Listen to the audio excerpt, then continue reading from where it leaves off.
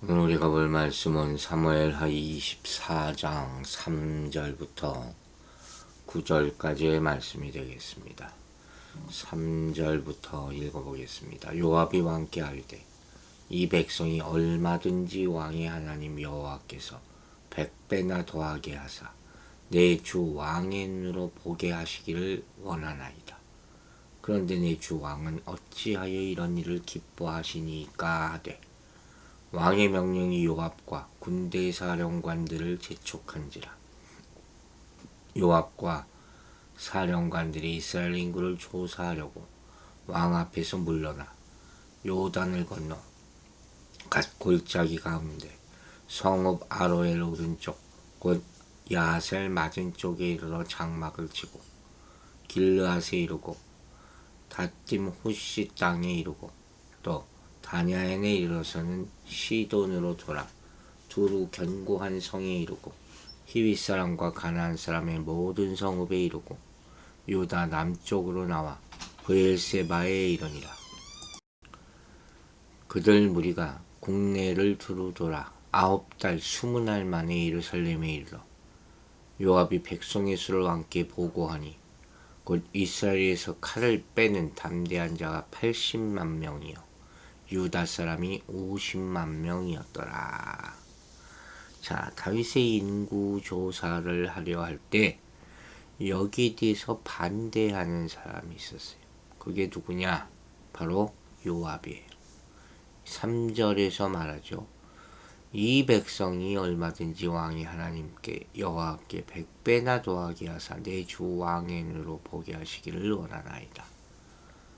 그런데 내 주 왕은 어찌하여 이런 일을 기뻐하시나이까. 지금 요압이 다윗의 인구조사 명령을 반대하는 이유는 뭐겠어요? 다윗의 장차 지를 범죄를 방지해 보려는 충원이죠. 그 요압이라는 사람은 참 알 수 없는 사람이에요. 정말 어디까지나 진심으로 이 다윗과 이스라엘을 위해서 살았는지. 어쨌든 지금 이 모습만 보면 그래요. 즉 하나님은 신정 국가의 복된 미래를 이미 약속하셨어요. 오래전에. 그러나 그 약속에는 어디까지나 왕과 백성들이 하나님만을 절대로 신뢰해야 한다 하는 전제가 붙어 있지 않습니까?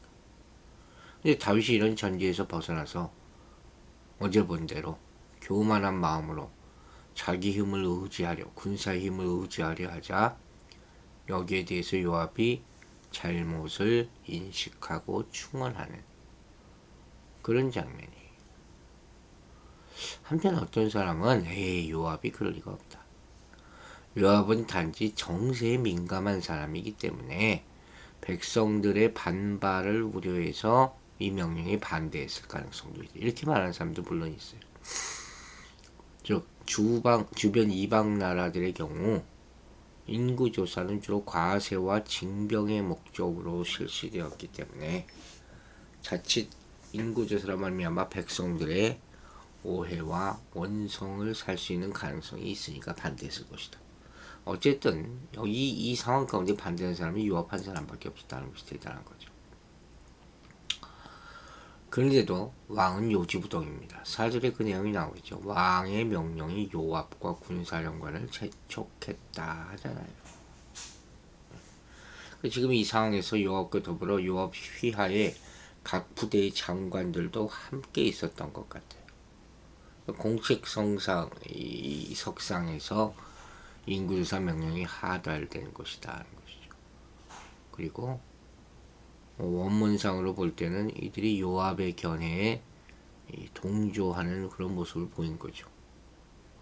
근데 어쨌든 여기서 지금 다윗이 이들에게 인구조사를 계속해라 이렇게 막 독촉했어요. 그래서 재촉하다 하는 말은 강팍하다, 완악하다 그런 뜻을 내포하고 있거든요.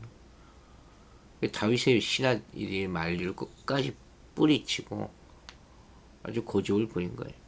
강압적으로 이 조사를 명령했다 이렇게 볼 수 있는 것이죠. 결국 이 조사가 시작되죠. 5절부터 그 내용이 나와요. 요단을 건너 갓 골짜기 가운데 성읍 아로엘 오른쪽 곧 야살 맞은 쪽에 이르러 장막을 치고, 다시 성경에 있는 지도를 여러분 펼쳐보면 이해가 쉬울 것 같아요. 이스라엘이 온전히 나라의 모습을 갖춘 이후겠죠. 갓골짜기 가운데 성읍 아로엘. 여기서 이 아로엘은 요단 동편에 있는 한 성읍이에요. 원래는 르우벤 지파에 속했으나 그곳에 성을 쌓은 것자들은 가짜 손이었거든요. 민수기 32장에 그 내용이 나옵니다.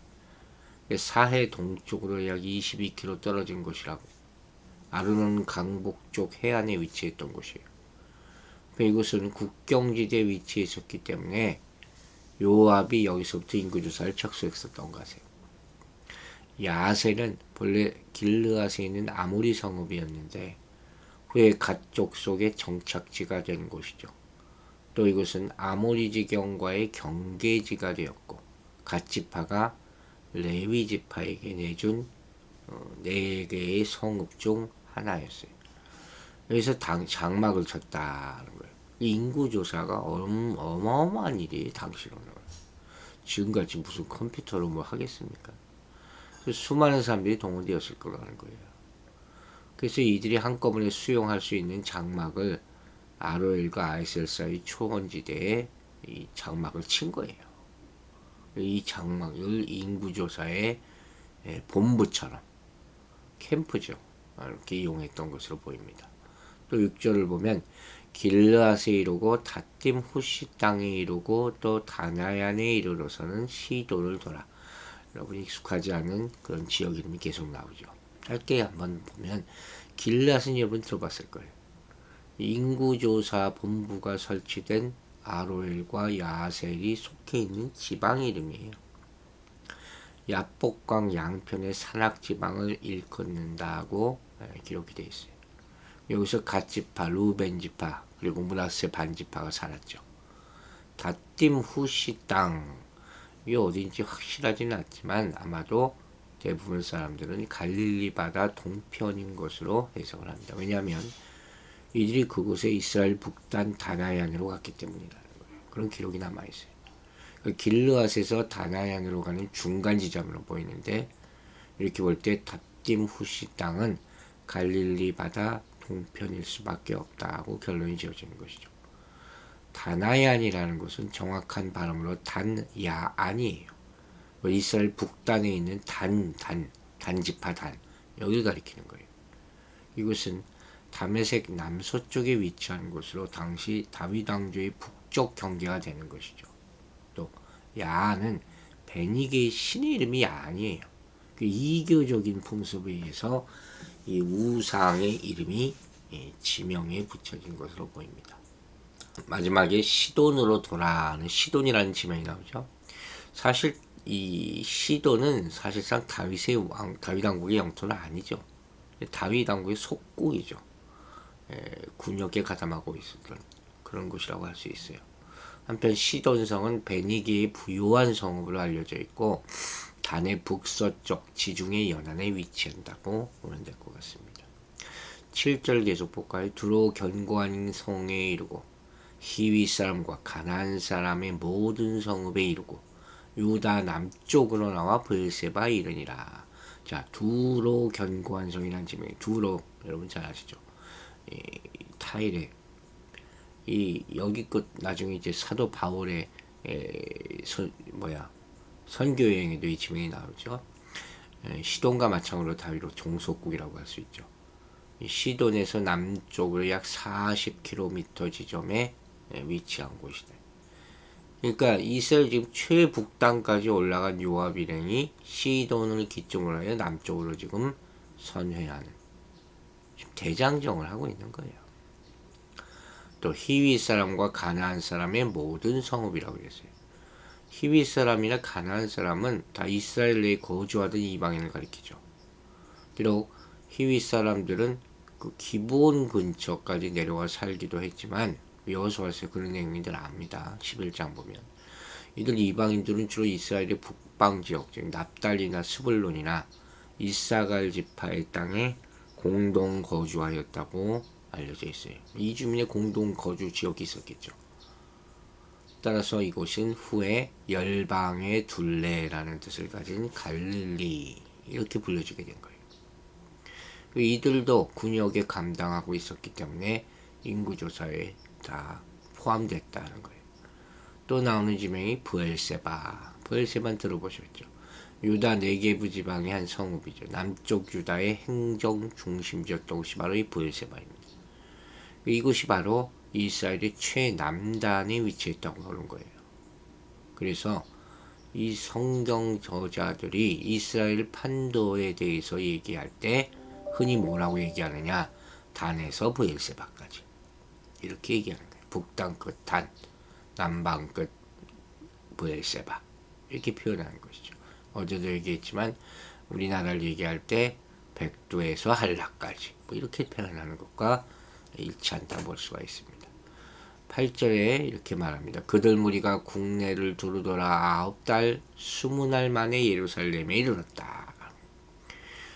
9달 20날 만에 엄청나게 오랫동안 벌어진 거예요. 그러니까 이 기간 동안에 참 얼마나 많이 고생들을 했겠어요. 근데 안타깝게도 이 기간 동안 펼쳐진 요압 인구조사는 또 완전한 것도 아니에요. 즉 병행구절인 역대상 21장 6절을 보면 요압이 이렇게 말합니다. 왕의 명령을 밉게 여겨서 레위 지파와 베냐민 지파는 조사하지 않았다. 또 역대상 27장 24절을 보면 인구조사를 채 끝내지 못했을 때 하나님의 진노가 이스라엘에 임했다. 그러거든요. 그러니까 이 여기 나온 이 인구조사 기간 동안에 요압은 다윗의 명령을 못마땅히 여겨가지고 못하는 이유가 있을 수도 있겠지만 어쨌든 최선을 다하지 않았다. 소홀하게 했다는 거예요. 근데 이것과 비교해서 모세도 인구조사를 하지 않습니까? 그 내용이 민수기나에 나오잖아요. 그 한 달도 채 못 되어서 끝났다고 기록되어 있거든요. 이렇게 차이가 나는 이유가 뭘까요? 즉 모세 인구조사가 뭘 봐도 상당히 효율적으로 이루어졌다는 것이죠. 모세는 어떻게 했냐면 각 지파의 대표자들에게 자기 지파의 인구조사를 담당하도록 맡겨버렸어요. 각 지파의 통계를 합하기만 하면 되잖아요. 게다가 모든 민족이 한 곳에 모여 있었기 때문에 또 조사가 신속히 진행될 수 있었다는 것이죠. 반면에 다윗의 인구조사는 요압과 군대 사령관들이 이스라엘 땅을 다 돌면서 무슨 지도 그리듯이 뭐 이것도 좋은 점이 나중에 발견될 수 있었겠죠. 어쨌든 간에 그러니까 시간이 얼마나 많이 걸리고 힘들었겠습니까? 그 결과가 구절에 나와요. 요압이 백성의 수를 왕께 보고하니 곧 이스라엘에서 칼을 빼는 담대한 자가 80만 명이요 유다 사람이 50만 명이었더라.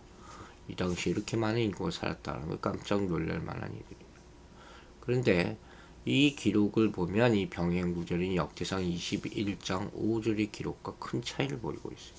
즉 역대기에는 이스라엘 병력이 110만, 유다 병력은 47만이라고 기록하고 있거든요. 무슨 오차는 있겠지만. 그래서 왜 이럴까 생각해 볼 수 있죠. 몇 가지 이유를.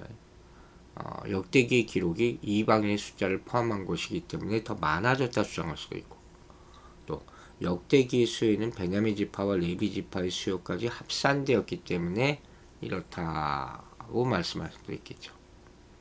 그러나 이 역대상 27장 24절을 보면 이 말이 나오거든요. 그 수요를 다윗 왕의 역대지략에 기록하지 아니하였다. 즉 이 차이는 이 수치가 구전으로 내려왔기 때문에 틀릴 수밖에 없다는 거예요. 그러니까 어느 기록이 더 신빙성이 있는지 지금 사무엘하 24장의 기록과 역대상 21장의 기록과 뭐가 더 정확한지는 우리가 쉽게 얘기할 수는 없겠죠. 뭐 한 중간쯤으로 보는 게 타당할 수도 있겠죠. 아무튼 이스라엘의 병력이 130만이든 157만이든 이 숫자는 출애굽 당시의 군사력에 비해서 엄청나게 많은 숫자라고 할 수 있죠. 그러면 다윗은 이 보고를 받고 자기의 국력을 확인하고 아마도 크게 만족했을 것이다.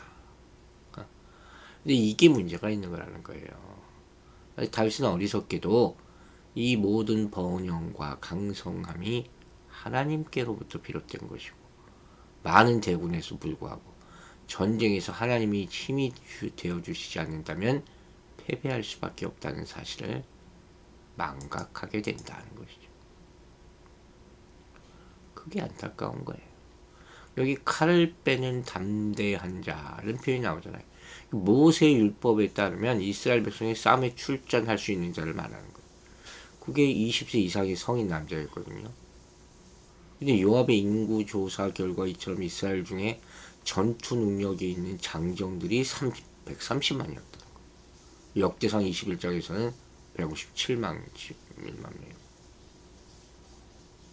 그렇게 따져본다면 군복무 가능 인구가 전체 인구의 4분의 1가량이라고 본다면 당시 다윗 통치하에 이스라엘 전체 인구는 500에서 600만 명. 엄청나게 많은 숫자죠. 그 당시에 그렇게 많이 살았다는 거예요.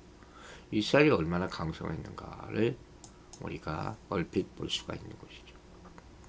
자, 마지막 우리가 교훈을 생각하고 마쳐야 되겠죠.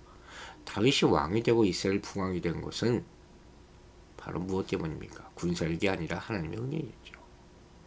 누구보다 이 사실을 잘 알고 있음에도 불구하고 다윗은 지금 다시 사람의 능력을 또 의지하고 있는 거예요. 이스라엘도 똑같이 지혜를 짓고 있는 것이죠. 이게 하나님의 은혜를 부정하는 거 아니에요. 그러니까 하나님이 진노하실 수밖에 없는 거예요. 우리도 마찬가지예요. 여러분, 사람들은 세상에 속한 것, 재물이나 인맥을 의지하려 하죠. 그런 것에 기대하는 것은 당장은 몰라도 나중에 가서는 결국 의미 없어져요. 영원한 생수이신 하나님을 버리고 터진 웅덩이에서 물을 찾는 것과 똑같은 어리석은 행위다 하는 것이죠. 그리고 하나님의 일을 맡은 성도가 자기 자신이나 사람의 힘을 의지하는 것은 하나님이 가장 싫어하시는 것이. 한번 돌아봅시다. 하나님의 일을 맡은 우리는 지금 무엇을 의지해서 일을 수행하고 있습니까? 우리 눈에는 세상에서 통하는 원리가 금세 보이죠. 근데 그런 방법을 사용하면 결과가 손에 쉽게 잡힐 것처럼 보이죠. 그러나 하나님이 맡기신 일은 하나님의 원리와 은혜로 감당해야 하는 거예요. 이게 중요한 거예요. 현대 교회들도 마찬가지라 그랬잖아요. 사람의 힘에만 의지하면 안 돼요. 세상의 방법을 적용하면 안 된단 말이에요. 그럼 교회는 결국 타락하게 되는 것이죠. 무엇보다 하나님은 그것을 싫어하시고 하나님은 진노하신다. 이를 경계하고 하나님과 그분의 방법에만 의지하는 이 교회가 되기를 주의 이름으로 축원합니다. 기도하겠습니다. 아버지 하나님, 오늘 이 아침에 또 큰 교훈을 주심을 감사드립니다. 다윗의 인구조사, 인간의 욕심으로 된 것임을 우리가 깨닫게 하시고 우리 이와 같은 잘못을 저지르지 않도록 우리에게 분별할 수 있는 눈을 허락하여 주시옵소서. 육신의 정욕과 안목의 정욕, 이 세 자랑을 따르지 말게 하여 주시옵소서. 우리가 이렇게 볼 때마다 깨달으면서도 또 세상의 눈을 뜨면 또 세상을 따라가는 이 어리석음을 버리게 하여 주시옵소서. 오로지 하나님이 맡기신 일은 하나님의 원리와 은혜로만 감당할 수 있도록 묵묵히 그 좁은 길을 걸어갈 수 있도록 믿음을 더하여 주시옵소서. 우리 성도들 오늘 하루도 승리하는 하루가 되게 하여 주시고 특히 육신이 연약한 사람들이 많이 있습니다. 아버지 불쌍히 여기시고 주의 능력의 손으로 안수하여 주시고 평안케 하시고 치료하여 주실 줄로 믿습니다. 감사드리며 예수 그리스도의 이름으로 기도했습니다. 아멘.